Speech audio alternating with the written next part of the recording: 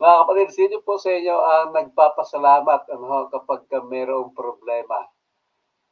Ha? Kayo po ba ay nagpapasalamat pagka mayroong problema? No, purihin ang Panginoon. Yes. No, no, pagka may problema ay sinasabi ba natin, praise the Lord. Meron po kaming problema. Praise the Lord. Wala kaming makakain ngayon. Praise the Lord. No? Marami kaming utang. Meron bang ganon, mga kapatid? Praise the Lord. No? Marami kaming bayarin. Praise the Lord. Meron kaming mga ganitong mga problema. Meron ba sa ating ganyan, mga kapatid? No?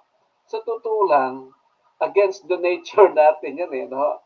Against the nature. Kumbaga ay hindi yun ang normal or natural reaction natin, mga kapatid.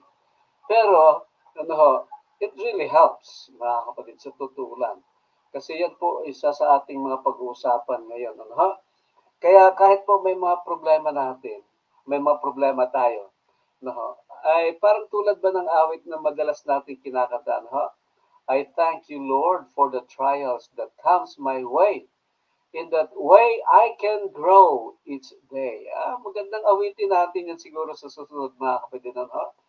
Kasi sa mga pagsubok pa lang yan, ay doon tayo lumalago. Iniisip ko nga lang, iniisip ko lang paano na lang po kaya kung ang buhay ay walang problema? Mga kapatid, gusto natin ay puro na lang tayo masaya, puro na lang tayo. Ibig sabihin ay lahat ba ay smooth lahat, mga kapatid? Paano na lang kaya? Hindi kaya tayo mag-aalala din, Panginoon, bakit wala kaming problema? Panginoon, bakit parang ganito na lang lagi buhay namin? Parang ang, very smooth. Mga kapatid, paano kaya? Mag, magtatanong din kaya tayo sa Panginoon?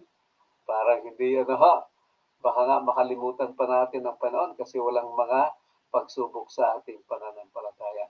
Well, mga kapatid, kaya matutunan nating pasalamatan ng Panginoon sa kabila ng mga pagsubok sa ating buhay. Okay!